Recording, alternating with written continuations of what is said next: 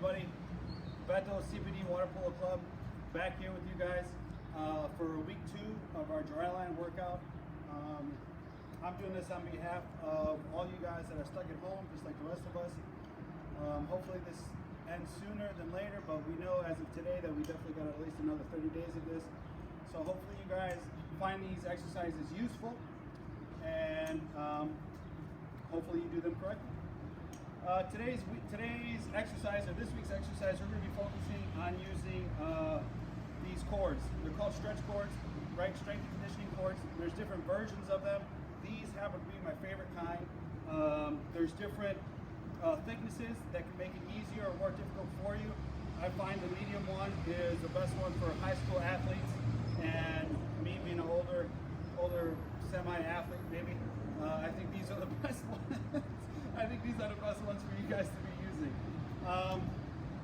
If you don't have these particular kind, there are many different variations on that. Hopefully you guys, if you're interested in using them, do a little Amazon buy and find them. If you have any questions, ask your coaches. We will help you. We will give you the correct information on what kind of cords you should be buying. So first, you want to attach it to anything that's solid. Don't go home and say to your brother and sister, right? I'm thinking about Sarah and Susan, right? I can see that, all right, one of you guys hold this and then the other one does the stretching. It doesn't work that way, because when one of these things comes flying back at you, it's going to leave a mark. So the best thing you want to do is ground it, right? Put it to something stable. As I got here, right, I got my wrought iron fence. It's not going anywhere. When we're on the pool deck in the summer, I typically connect it to the diving board, right? So you want to make sure it's something solid, that it's not going to move, and you want to test it. When you connect it to whatever you're using, don't just connect it and all of a sudden jump into the exercises. Test it. Take a couple steps back, feel the stretch, make sure nothing moves. Okay? Make sure it's tense, but not where it's moving the object that you attached it to. Okay, our first exercise. The first 2 or 3 exercises are swimming and water polo exercises. First, a couple of things to make sure you understand. Everybody's distance from the cord is going to be different. Depends on how long you are, how tall you are, how difficult you want to make it. If you want to make it more difficult, all you simply do is take a step back, right? Everyone should always start where there's at least tension on the cord. I don't know if you guys can take a look, but if you see the cord right now, it's pretty much just loosey-goosey, just kind of dangling there, right? At the very minimum, you want to have some tension so it's pretty straight. That's how you know you're doing it correctly, or at least how you're starting correctly, right? The first exercise that we're going to go into is a freestyle motion swim stroke. What you want to make sure you do is, first, find the correct tension. Second, your feet should be shoulder width apart, right underneath you. Have a good base, solid, right, where you're not moving or sliding. Slight bend in the knees, right? Next, your back should be relatively straight, just like you were imitating the movements in the pool, right? In the pool, we're all here, and we're taking our arm strokes out, right? Same thing here. Head down, or you can be looking forward. Either one is fine. You just don't want it to be lifting too high up, because you'll feel the stress in your neck and lower back. So once you start here, our first exercise is going to be the regular freestyle stroke. All you're doing, I'm going to go one arm at a time, is there's 3 motions to it. 1, right? 2, and then 3. Once again, 1, 2, and 3. For me in particular, I'm not a swim expert. If I remember my swimming terminology, if I'm correct, this is your catch or your mid pull, I believe. This is the end of your pull, and then this is your finish. Don't quote me on that, all you swimming experts out there. Sorry, I'm a water polo guy. So we're here. Once again, elbow bent, your mid pull, your catch, your second step here, and then your third part is your finish. If you'll notice, I always emphasize the finish with my wrist. You have to make sure that you're doing it correctly and that you're finishing with the wrist. If you refer back to the video of week 1, everything on that wall was all about the wrist. For water polo players, you have to make sure that your wrists are doing what you want them to do, right? So I'm going to start off with a little slow motion here.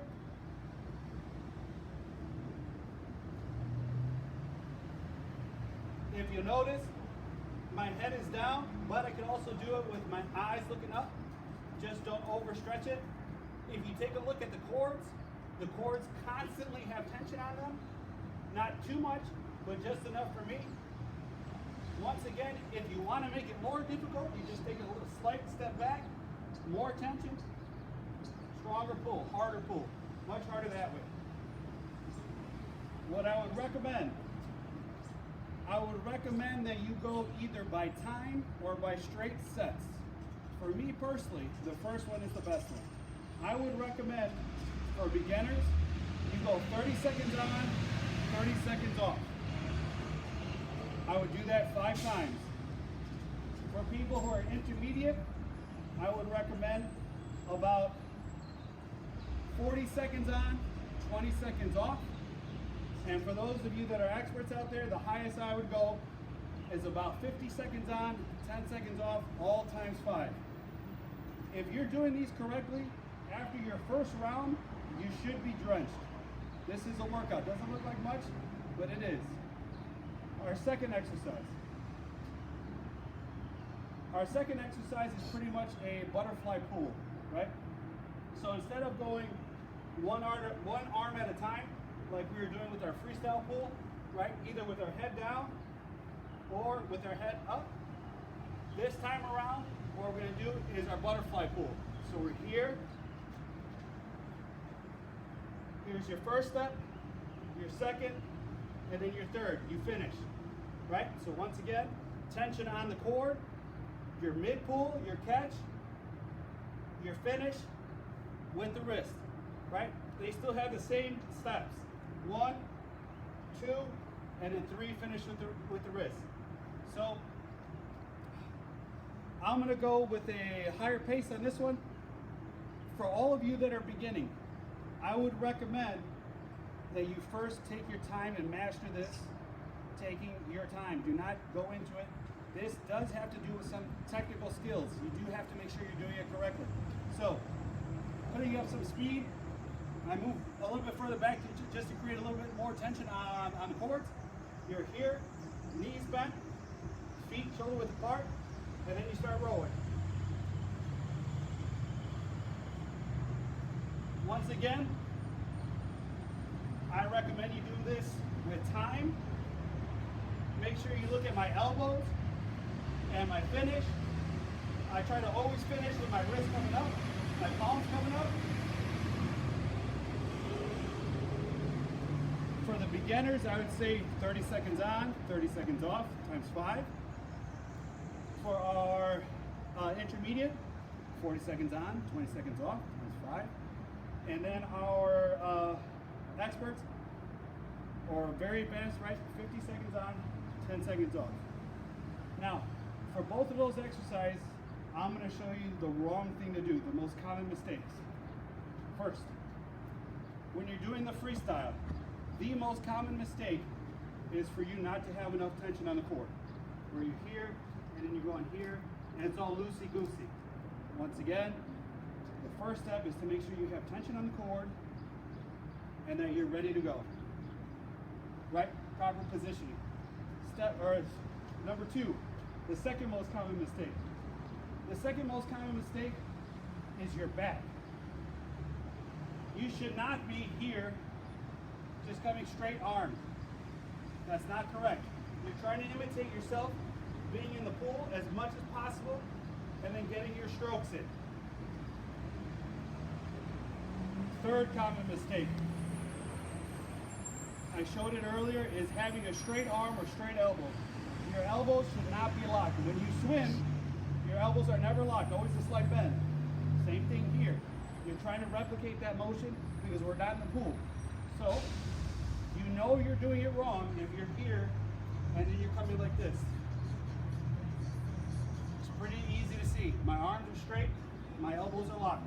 They should be here. You should be here, here, with the bend. There should be a bend. Big difference. Those are the common mistakes for the first two drills. The third drill is a water polo specific drill.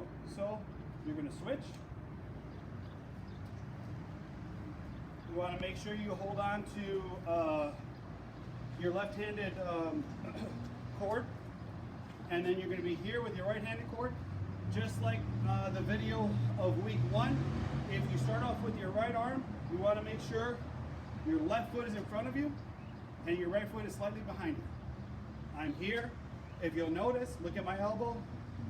Elbow is up high. Look at my forearm, it's facing you. Look at my wrist, 90 degrees. And then you just come straight over. For this one, make sure you always keep that elbow up high and work on your technique with the forearm and the wrist coming over. Coming straight over. Make sure that wrist is coming straight over every single time. For these, I would recommend doing reps of about 3 to 5, you should be doing about 15 reps with about 3 or 5 sets. So times 3 or 4 or 5 times.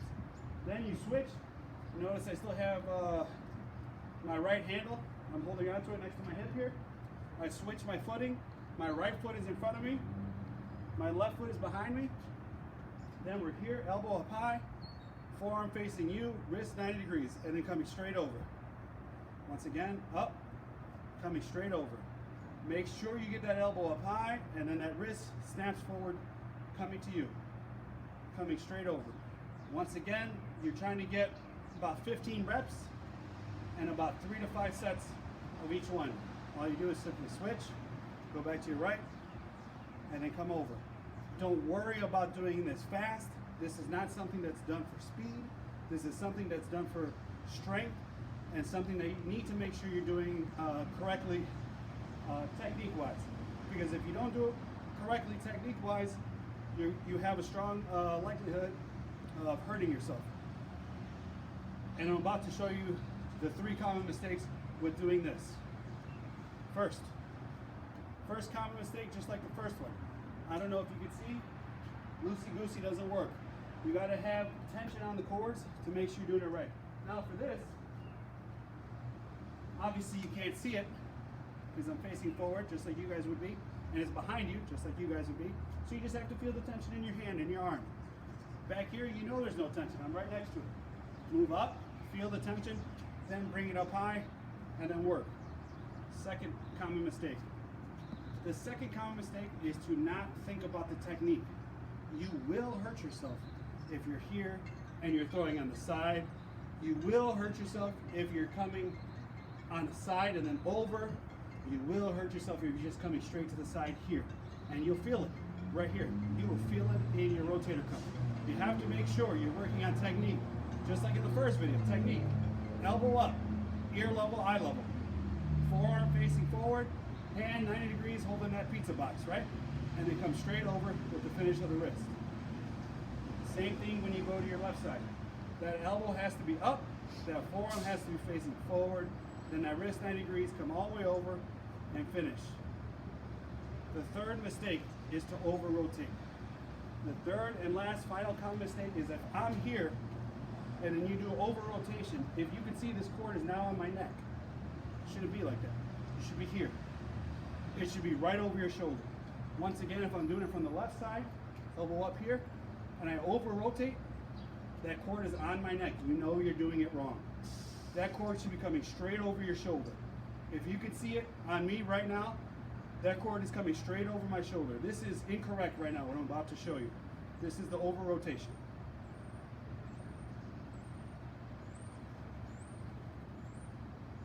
This is correct. Right over my shoulder. That cord is coming straight over my shoulder. Lastly, just understand the first 2 drills, you should be working on your technique first, then on the speed. For this, it's all technique, all strength. You're not trying to make these move faster. This is all about just strengthening your arms in the water polo motion. The last one I have for you guys looks funny, feels funny, but it's the one you should be doing at the end of your workout with these cords. all you're working is on the small twitch little muscles in your shoulder, in your rotator cuff, right? You're here where there's tension. You move up a little bit just to create a little bit more tension, and this is all you're doing. It's like you're flapping your wings to fly. Looks funny, feels funny, but when you're doing it, you will feel it right here. I'm going to show you just with my one arm. You'll feel it right here. If you put your hand on your muscle, right here, your rotator cuff, it'll be going crazy. You will feel it just moving right here. It's not a big motion, it's a little motion, but you will feel it going nuts. You start here, elbows slightly bent. You try to go at least 15, 20 reps. If you can see, you make sure that those elbows are slightly bent. They should not be locked out. Then you move up, like our drill week 1, doing around the world. Now you're here. This is more of a pressing motion. You'll feel it in your triceps and your rotator cuff. You go about 15 to 20 reps up here. And then your last one are straight overhead. These you will definitely feel in your rotator cuff and your triceps. Then you come back down to the middle one. Then you come back to the last one, to the side, and you're here. Now, you could also do that drill facing if you wanted to. It's just the opposite way. You're just pulling backwards. It's just here, pulling backwards. This one is difficult because we're not used to training these muscles this way, but it's the same concept. Then you move up here, pull them back, and then you move up behind you and pull straight back. It's the same concept. Those are 4 or 5 drills that you guys can definitely use. I hope you guys do use them if you have the cords. If you don't, reach out to one of the coaches. The coaches will advise you on where you can get the cords.